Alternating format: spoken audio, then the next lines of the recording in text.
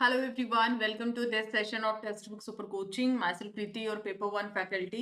सो जैसे कि कल से आपका एग्जामिनेशन है तो मैं 5 वो मोस्ट इंपॉर्टेंट टॉपिक आज आप लोगों को क्विक रिवीजन लेके आई हूँ 15 से 20 मिनट के अंदर, राइट, जिसको मैं आप लोगों को रिवाइज कराऊंगी और एग्जाम में यहाँ से क्वेश्चन आपका एवरी टाइम बनता है, तो एक बहुत ही अच्छा लास्ट मिनट आप लोगों का रिविजन रहेगा. Rest of these are the timing of routine classes. Tuesday, Thursday, Wednesday will be my days, right. And उसी के साथ साथ अगर मैं बात करती हूँ, don't forget to like and share this important session as well, और लास्ट में अपना एक फीडबैक जरूर दीजिएगा कि आप लोगों को ये सेशन कैसा लगा. बहुत ज्यादा टाइम नहीं लूंगी आप लोगों का, बिकॉज आप सभी का एग्जाम है, तो आई डोंट वांट कि एक्स्ट्रा आप लोगों को मैं डाइवर्ट करूँ इधर उधर. सबसे पहला टॉपिक है topic number 1, computer memory. Computer memory आपकी दो टाइप्स की है, इंटरनल और एक्सटर्नल, जिसमें आप लोगों का, अगर मैं इसको प्राइमरी मेमोरी बोल दूं या फिर मैं इसको सेकेंडरी मेमोरी बोल सकती हूँ. प्राइमरी में आपके आ जाता है, एक रैम है, एक आपका रोम है. ठीक है, एक आपका रैम है, एक आपका रोम है. रैम आप लोगों की क्या है, ये आप लोगों की वॉलेटाइल मेमोरी है. मींस अगर आपका कंटेंट लॉस है तो आप लोगों का, सॉरी, पावर अगर ऑफ है तो कंटेंट आपका लॉस्ट है. रोम आप लोगों की नॉन वॉलेटाइल है. इन केस पावर चली भी जाती है तो आप लोगों का डेटा आपको अवेलेबल मिलता है. So it's a kind of temporary memory, और ये आपका काइंड ऑफ परमानेंट मेमोरी चला जाता है. ठीक है. अब उसके साथ साथ टेम्परेरी और परमानेंट की बात करते हैं, तो जैसे आपका BIOS है, ठीक है, या फिर आप लोगों का लाइक जो भी BI basic input output system है, वो यहाँ पर आपका स्टोर किया जाता है. रैम आपका दो टाइप का है, एक स्टैटिक रैम है, एक आप लोगों का डायनेमिक रैम है, राइट. और उसके साथ साथ अगर मैं रोम की बात करूँ तो उसमें प्रोम, आप लोगों का डब्ल्यू प्रोम, ई प्रोम, ये सारा आ जाता है. इसमें अगर मैं प्रॉम की बात करती हूँ, प्रॉम क्या होता है, एक बार जिसको आप प्रोग्राम कर दिया उसके बाद, क्योंकि रीड ओनली मेमोरी है, दोबारा आप इसके साथ कोई भी मॉडिफिकेशन नहीं कर सकते. अब थोड़ी और फीचर के साथ क्या आता है, ई प्रोम आता है. ये बोलता है जी मेरे को एक बार इरेज कर सकते हो, ठीक है, आई विल एडजस्ट. इसने तो बिल्कुल मना कर दिया था, बट इसमें एक बार इरेज कर सकते हो, बट अगर इरेज करना है तो पूरा डेटा करना पड़ेगा, पार्शियल डेटा अलाउड नहीं है. नेक्स्ट आप लोगों का आ जाता है डबल ई प्रॉम. ठीक है, डबल ई प्रॉम में क्या बोला गया है, आप मुझे पार्शियल भी डिलीट कर सकते हो.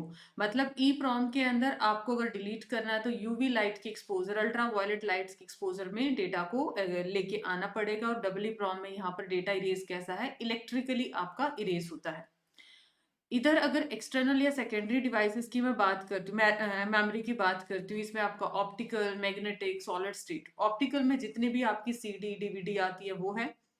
मैग्नेटिक में आपका हार्ड डिस्क ड्राइव है, और सॉलिड स्टेट में आपका स्टिक है, USB मेमोरी है. ये सारा पार्ट कंसीडर किया जाता है.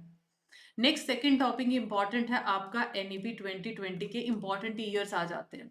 जैसे अगर बात करूं यहाँ पर, जो इम्पोर्टेंट ईयर्स की बात करते हैं, तो universal access from pre primary school to grade 2 तक की बात करें, तो अगर स्कूल की बात करें 100% हमें GER अचीव करना है बाय 2030.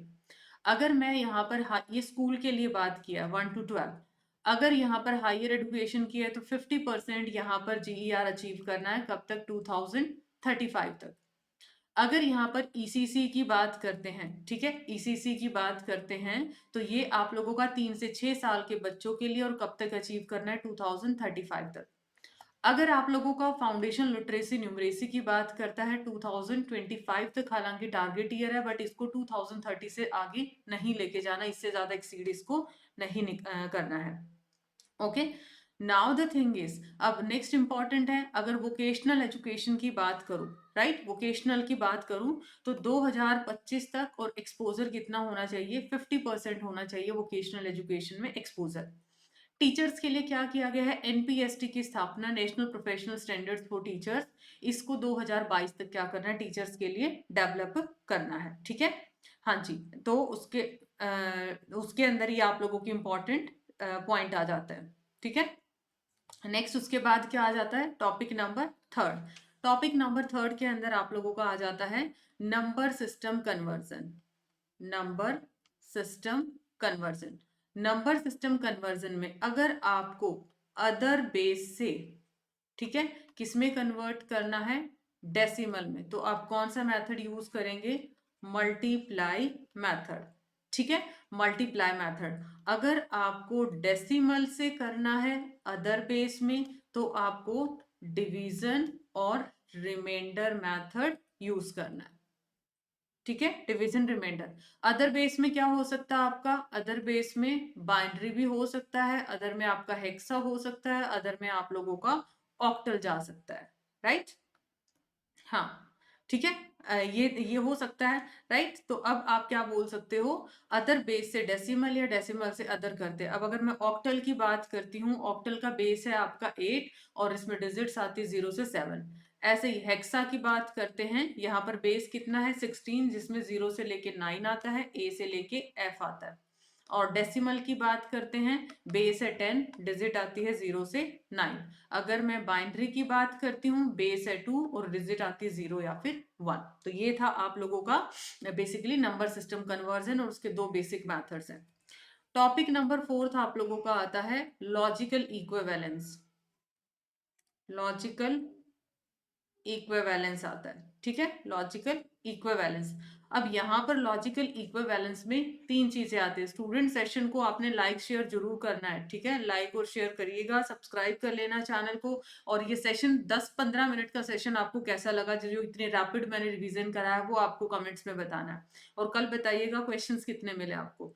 कन्वर्स, ऑब्वर्स और क्या आता है आपका कॉन्ट्रा पोजिशन। कन्वर्स में हम क्या करते हैं? स्वैप कर देते हैं सब्जेक्ट और प्रेडिकेट को। किसको? सब्जेक्ट और प्रेडिकेट को। राइट, अब उसके बाद ऑब्वर्स के अंदर हम क्या करते हैं? ऑब्वर्स के अंदर आप लोग क्वालिटी चेंज करते हो। ठीक है, हम क्वालिटी चेंज करते हैं। ओके, क्वालिटी चेंज करने के बाद, अब क्वालिटी मान ली ऑल है तो उसको नो में कन्वर्ट कर दोगे, नो है तो उसको ऑल में। ऐसे ही सम है तो उसको किस में कर दिया जाएगा? सम नोट के अंदर। और सम नोट है तो उसमें। पहला काम है क्वालिटी चेंज और दूसरा काम है कॉम्प्लीमेंट। क्या करना है आपको? प्रेडिकेट का कॉम्प्लीमेंट कर देना है। ये रूल आ गया। कॉन्ट्रापोजिशन में आपने क्या करना है? स्वैप करना है। ठीक है, स्वैप करना है। किसको करोगे? आप लोगों के सब्जेक्ट को और प्रेडिकेट को। ठीक है, सब्जेक्ट और प्रेडिकेट को करना है। एंड उसके साथ साथ यहाँ पर सब्जेक्ट एंड प्रेडिकेट को एक सेकेंड दीजिएगा।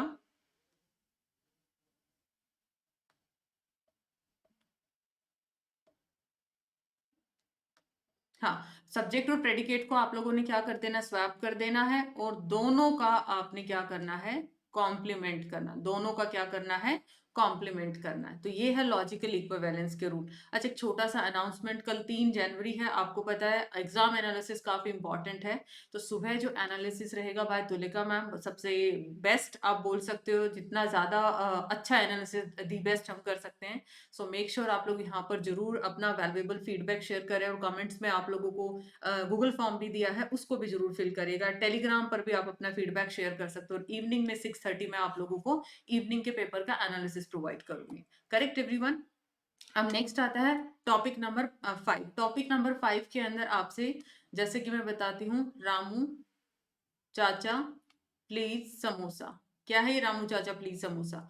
आप लोगों का कम्युनिकेशन कैसे चलता है? देखो, फास्टेस्ट की बात करें, ये क्या है आपका रजिस्टर, इधर आपकी बैठी है कैशे, इधर आप लोगों का बैठी है प्राइमरी मेमोरी और इधर बैठी है सेकेंडरी मेमोरी। ये इनकी क्या है? स्पीड आ जाती है। सबसे फास्ट क्या है? रजिस्टर। ये क्या है? स्लो। ये तो हुआ स्पीड की बात। साइज के अकॉर्डिंग मैं बात करूं, ये है स्मॉलर, ये है बिगर। ठीक है, स्मॉलर है, बिगर है। In the same way communication की अगर मैं बात करती हूँ, अच्छा कोस्ट वाइज भी अगर मैं बात करती हूँ, कोस्ट के अंदर ये क्या है?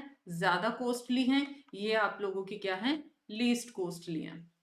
थोड़ी writing, I don't know pan में थोड़ा सा क्या इशू है, थोड़ी राइटिंग खराब है। रजिस्टर सबसे फास्टेस्ट कम्युनिकेट किसके साथ करेंगे? मेरा नियर बाई पड़ोसी कैशे है, तो मेरा भाग की कम्युनिकेशन किसके साथ होगा? कैशे के साथ।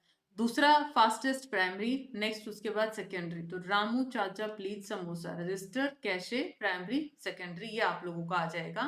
तो ऐसे आप लोगों का ये 5 इंपॉर्टेंट टॉपिक है जहां से क्वेश्चन 100% आपको देखने को मिलेगा।